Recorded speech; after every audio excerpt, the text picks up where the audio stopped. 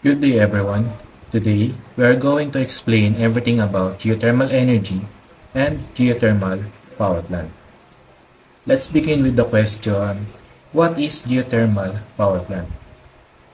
Geothermal power plants are facilities used to produce electricity by using geothermal energy.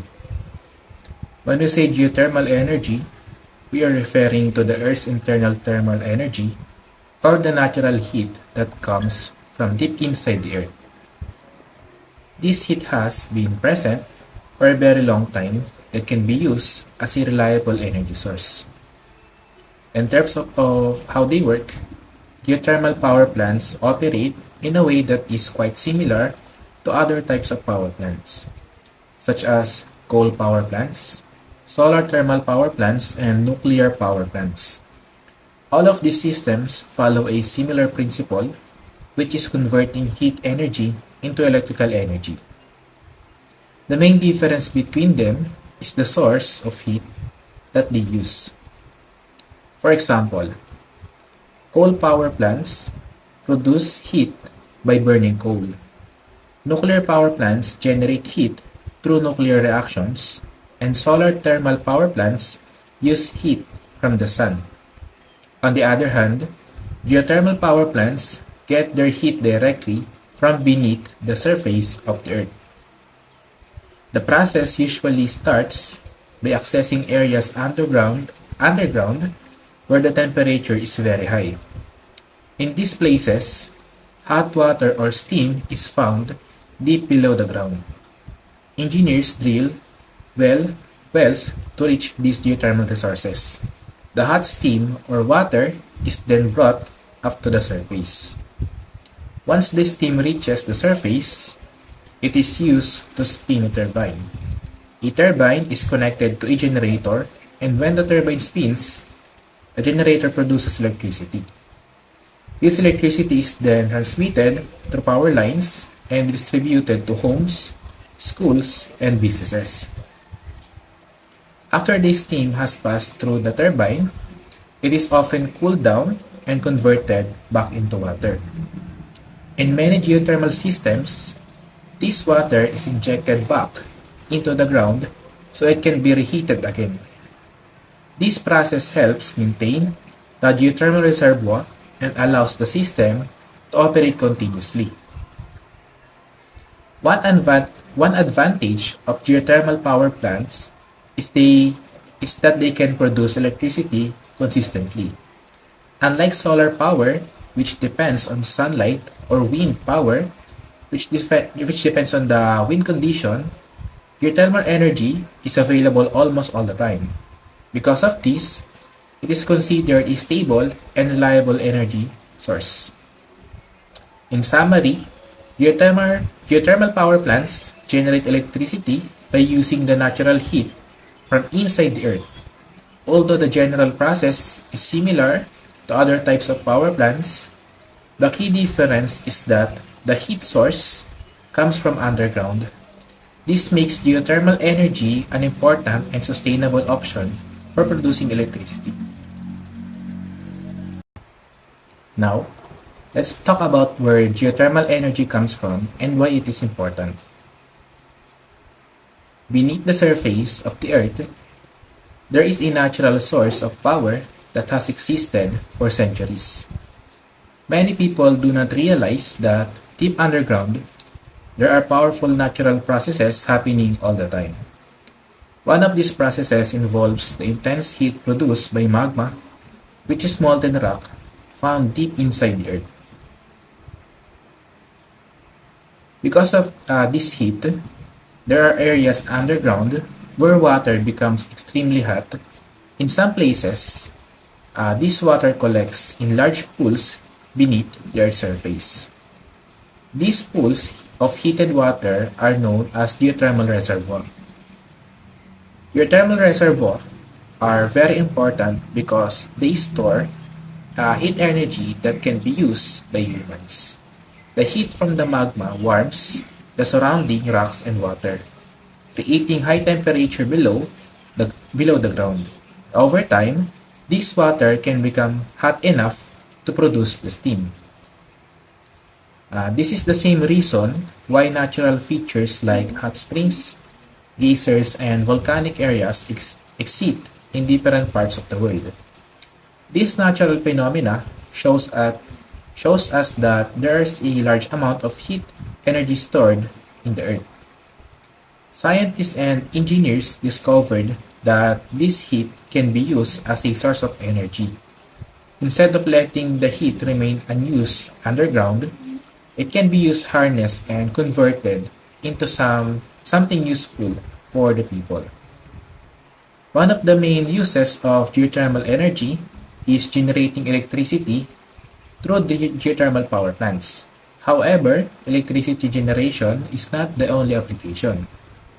Geothermal energy can also be used for heating homes, buildings, and even businesses. In some centuries, geothermal systems are used to keep buildings warm during cold seasons. Additionally, geothermal systems can also help with cooling depending on how the system is designed. This makes geothermal energy is flexible and useful energy source of different types of needs. In this slide, we are looking at the ranking of largest geothermal power plants in the world as of 2018, measured in megawatts of installed capacity. At the top of the list is the geysers in United States, with an impressive capacity of 1,205 megawatts. This makes it the largest geothermal complex in the world. It has been operating for decades and continues to be a major contributor to renewable energy production in California. Next is Larderello in Italy, which is historically significant because it was one of the first places in the world to generate electricity from geothermal energy. Following closely are Cerro Prieto in Mexico and Macban in the Philippines. We can also see strong geothermal production in Indonesia with Gurong Salak and Sarula, as well as in Iceland with Hetlis, Haiti. This presence of multiple plants in volcanic regions highlights how geothermal energy depends heavily on geological conditions. These rankings show which countries and regions are maximizing their underground heat resources to produce clean and renewable electricity. In this slide, we shift our focus from individual plants to countries with highest total installed geothermal capacity as of October 2018. Leading the world is the United States with 3,591 megawatts of installed geothermal capacity. This large output is mainly due to geothermal fields like the geysers in California. Second is Indonesia, followed closely by the Philippines. Philippines ranks third with 1,868 megawatts, which is significant considering its smaller land area. This is because the country lies along the Pacific Ring of Fire, giving it abundant geothermal resources. Other countries in the top 10 include Turkey, New Zealand, Mexico, Italy, Iceland, Kenya, and Japan. Altogether, the total global installed capacity reached 14,369 megawatts in 2018. This slide shows that geothermal energy is not limited to one region. Instead, it is a global renewable energy solution, especially for countries located near tectonic plate boundaries. For geothermal power plant to operate efficiently, location is extremely important. The most active geothermal resources are commonly found along tectonic plate boundaries, particularly around the Pacific Ring of Fire. These areas have frequent volcanic and seismic activity. When magma rises close to Earth's surface, it hits underground water, trapped in porous rocks or fractured rock layers. Geothermal systems require two essential ingredients: water, and heat. When these combine underground, they form hydrothermal reservoirs. However, these reservoirs are not visible from the surface. That is why geologists use scientific methods such as geological surveys and deep drilling to locate them. Drilling and measuring underground temperatures is the most reliable way to confirm a geothermal source. Geothermal energy naturally reaches the surface in three main ways: volcanoes and fumaroles, hot springs, and geysers.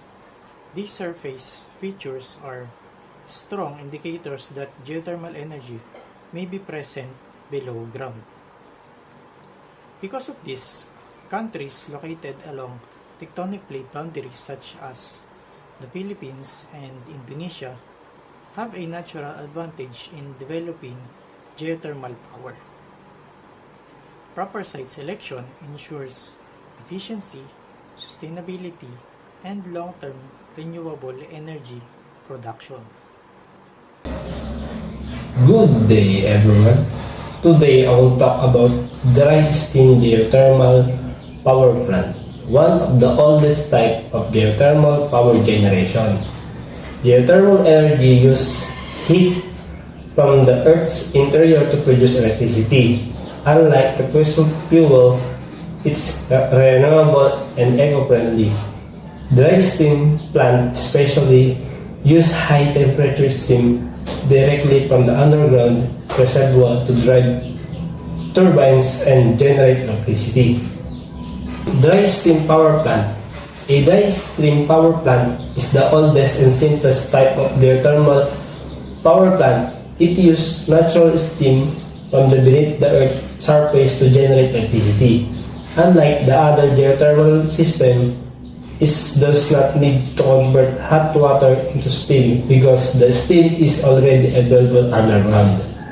So explain natin yung dry steam power plant. Ang dry steam power plant daw ay isang uri ng geothermal power plant na gumagamit ng natural steam mula sa ilalim ng lupa para makagawa ng kuryente. Ang steam na ito ay galing sa geothermal reservoir na pinapainit ng magma sa loob ng earth. Kasi yung lalim ng tube na babaw natin sa lupa is halos 2 to 3 kilometers. At syempre, pipili lang tayo ng mga lugar na ito sa mga malapit na volcanic active. Kasi doon yung mga malapit na magma at sa ilalim doon tayo kukuha ng tubig na mainit na which ay nagpapa-init at nag-i-steam para mapaikot yung ating turbine.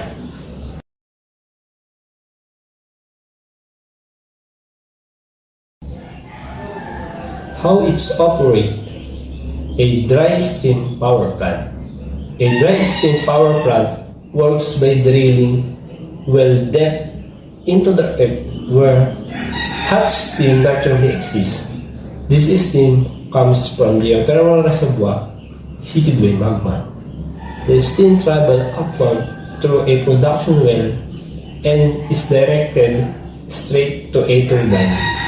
The force of the steam spin the turbine blades. The turbine is connected to a generator which convert mechanical energy into electrical energy. By passing through the turbine, the steam is called and condenser into water to re-inject underground through an injection well to maintain pressure and sustainability. So, para maunawaan natin yung operate ng isang dry steam power plant.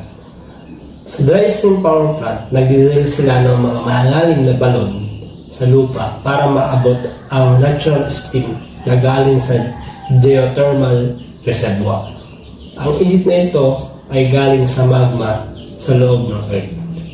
Kasi limited nga lang yung mga location natin sa dito na kailangan doon tayo maghuhukay, magdidrill sa mga malalapit na volcanic active. Sa ilalim nung kasi meron dun mga magma at pag nahuhukay yun, di ba, meron din dun tubig na kung saan yung tubig dun mainit. Natural na init siya na siya yung umaakyat na steam, yun nga yung steam na yun ay umaakyat sa production well na tinatawag natin at diretso itong pinadadaan sa turbine dahil sa lakas ng steam umiikot na ang turbine.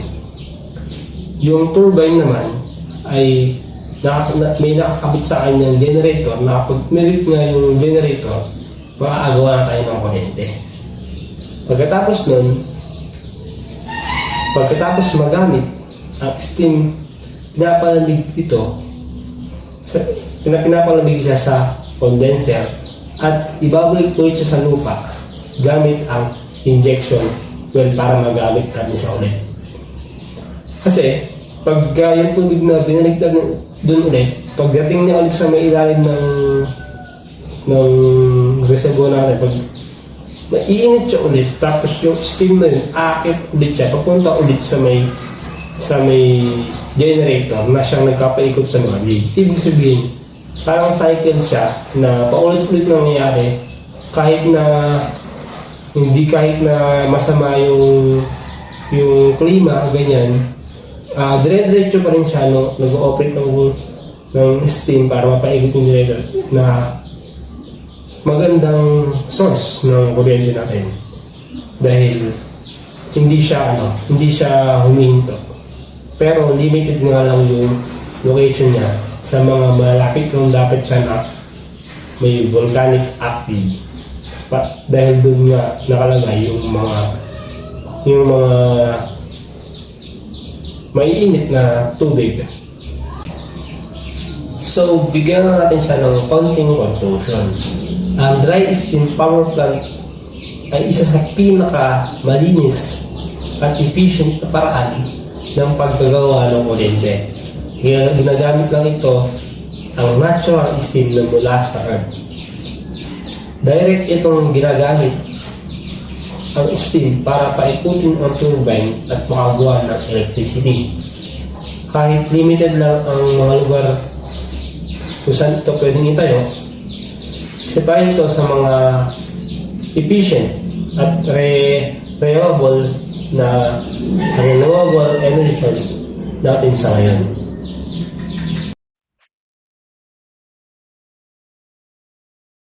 And now let's discuss the flash stream power plant. No? So sabi rito, it uses high pressure hot water from underground geothermal reservoir. So when pressure drops at the surface, water flashes into steam, driving turbines.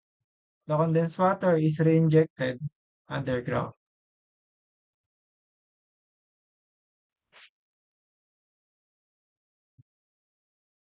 So next, punta naman tayo sa working principle ng flash stream power plant. No? So dagdag lang, ang flash stream steam pala, power plant is hindi mismong steam yung kinokollect niya. No? So gumagamit siya ng hot water from deep underground. So sabi rito, flash steam plants differ from dry steam because they pump hot water rather than the steam. So yung gaya na sinabi ko, directly to the surface.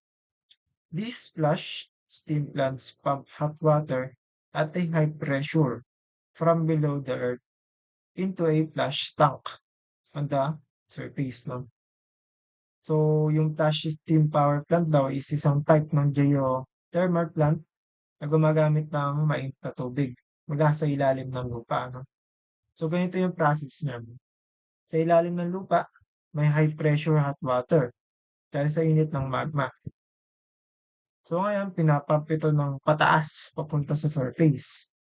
Pagdating sa ibabaw, binababaan ng pressure sa isang lalagyan na tinatawag nating flash tank. No?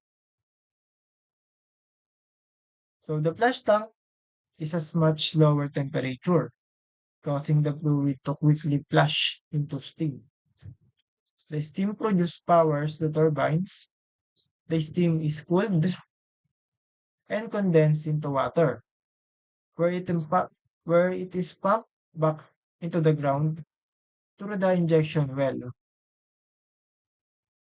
So dahil bumababa ang pressure, yung mainit na tubig ay bigla nagiging singaw.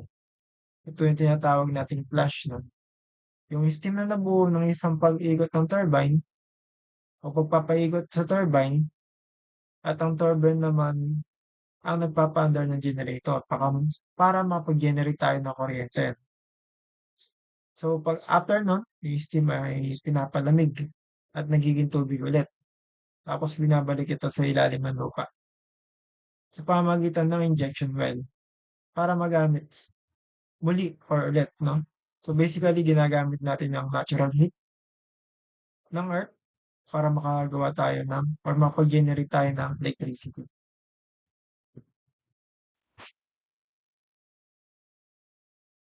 So dito naman tayo sa diagram, no? Makikita mo yung buong flow ng energy conversion. Una, may production well sa ilalim, lupa, kung saan kinukuha ng mainit na tubig, no? Na high pressure galing sa geothermal reservoir. So pag akyat nito ng surface, papasok ito sa flash tank na mas mababa ang pressure. Dahil biglang bumababa ang pressure ng mainit na tubig, ay nagpa-flash ito into steam. Ibig sabihin, bigla itong nagiging singaw. So yung steam na nabuo, ang dadaloy papunta sa turbine o nagpa-flow. Kapag umikot yung turbine, pinapaikot nito ang generator. At doon nagpo-produce ay nag-generate ng electricity. After nun, after natin magamit yung steam, pinapalamig naman natin ito, no? Nagko-condense pabalik sa tubig. At pinabalik sa ilalim ng lupa sa pamamagitan ng injection well. So sa buong system, may isang closed loop cycle, no?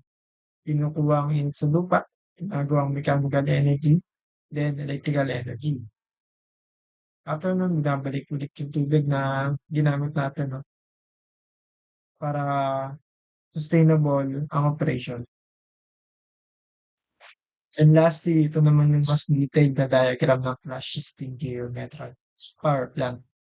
So, explain ko step by step. Una, production well, no? Mula sa ilalim ng lupa, kumarit ang mainit na geothermal fluid, no? Halo ng steam at brine.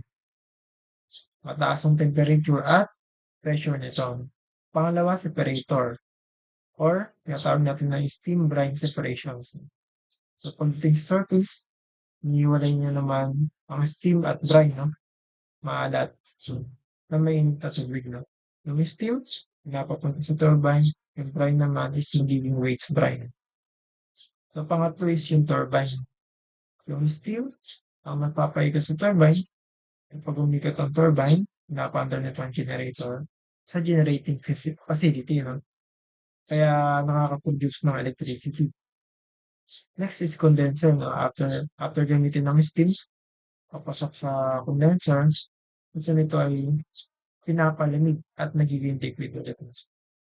So, lastly is yung injection well, no? Sa yung condensed water at waste brine ay binabalik sa ilalim ng lupa, no? Through the injection well para ma-replenish ang reservoir, no?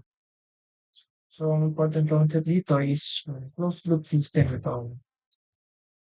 Hindi naubos ang tubig dahil nire-reinject siya at ginagamit talaga natin ang init ng lupa or yung geothermal heat para makaproduce o mapag-generate ng electricity.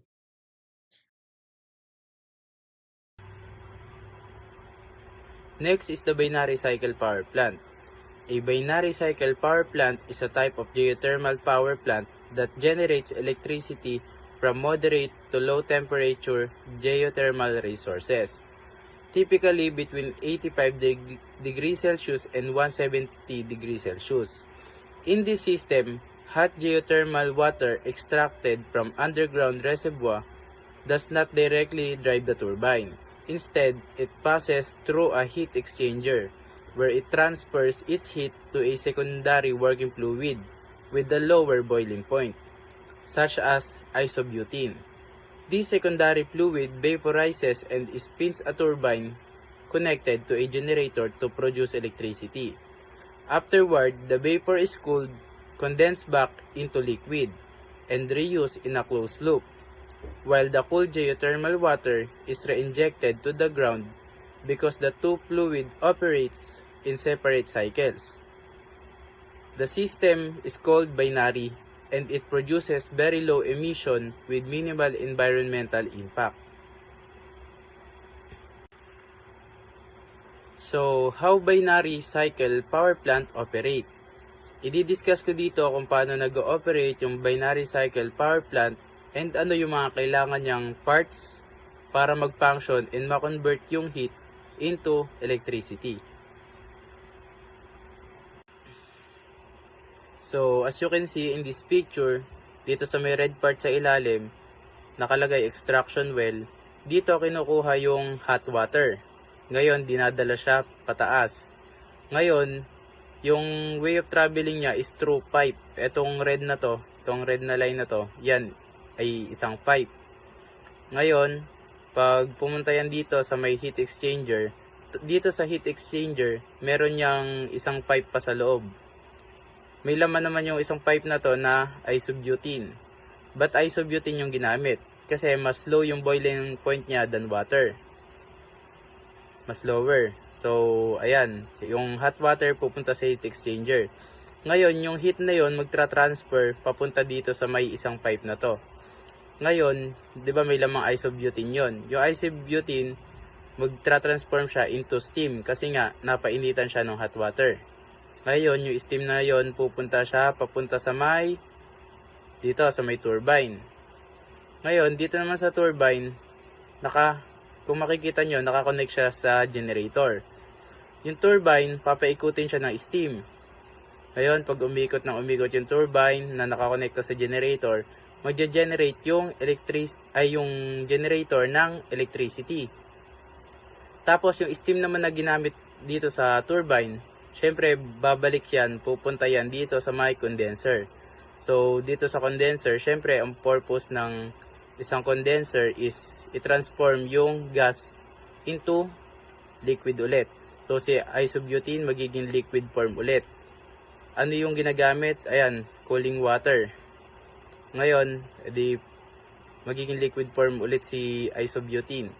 Pupunta na naman siya dito sa may heat exchanger. Tapos, syempre, si hot water naman dito sa red na to, na line, di ba, pumasok siya sa may heat exchanger. Ngayon, pag pinainitan niya si isobutene, syempre, mag-transfer yung init, mawawala yung init niya.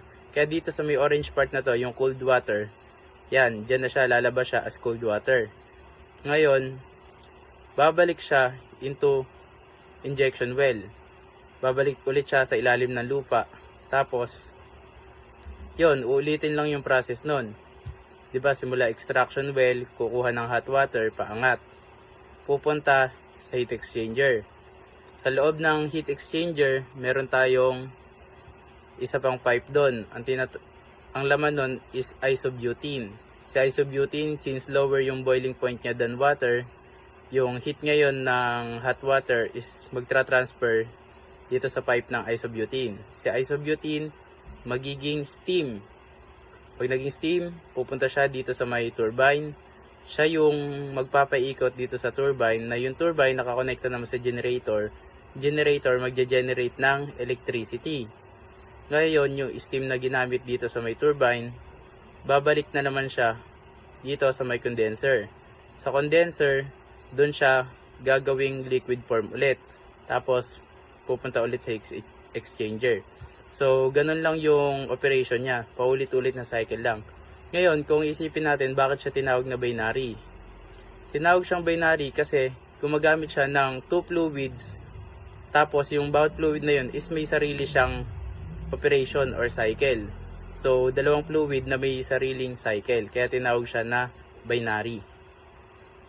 So, yun yung operation ng isang binary cycle power plant.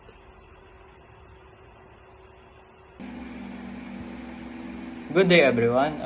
Dito naman tayo sa construction cost ng geothermal power plant. Pagdating naman sa construction cost ng geothermal power plant, isa ito sa pinakamalaking challenge ng technology na ito. Una, mataas talaga ang initial investment dahil kailangan mo na mag-conduct ng exploration at geological studies para ma-confirm kung may sapat na underground heat reservoir sa isang lugar. Kasama sa major expenses ang drilling ng deep wells na umaabot ng ilang kilometro para maabot ang mainit na tubig o steam sa ilalim ng lupa. Bukod pa dito, kailangan din ng specialized equipment tulad ng turbines, generators, cooling systems at control system na kayang mag-handle ng extreme high temperature at pressure conditions. Ang plant construction mismo ay nangangailangan ng malaking infrastructure, kabilang ang piping system para sa steam transport at reinjection wells para maibalik ang tubig sa ilalim ng lupa at mapanatili ang sustainability ng source. Pero kahit mataas ang initial capital requirement, ang magandang side nito ay mababa ang operational cost once na operational na ang planta. At hindi na kailangan bumili ng fuel tulad ng coal or diesel dahil ang heat source ay galing na mismo sa earth. So, long-term perspective, naging cost-effective at financially sustainable ang geothermal power plant. Ang main limitation lang talaga ay yung malaking puhunan sa simula. Kaya kadalasan, government or malalaking investors ang nag-i-invest dito. Ngayon naman, pag-usapan naman natin ang advantages ng geothermal energy. Una sa lahat, renewable at sustainable ang geothermal energy dahil ang pinanggagalingan nito ang natural heat na nagmumula sa earth. Hindi ito tulad ng fossil fuels na nauubos habang ginagamit. Hanggat may geothermal energy or geothermal reservoir at maayos ang reinjection process, tuloy-tuloy ang energy production. Pangalawa, mas environmental friendly ito kumpara sa conventional power plants. Mababa ang greenhouse gases at maliit ang land footprint kumpara sa iba pang energy sources. Isa pa sa pinakamalaking advantages nito ay reliability.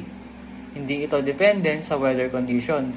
Unlike solar power na kailangan ng sikat ng araw o wind power na kailangan ng malakas na hangin, ang geothermal ay kaya mag-generate ng electricity 24 hours a day and 7 days a week.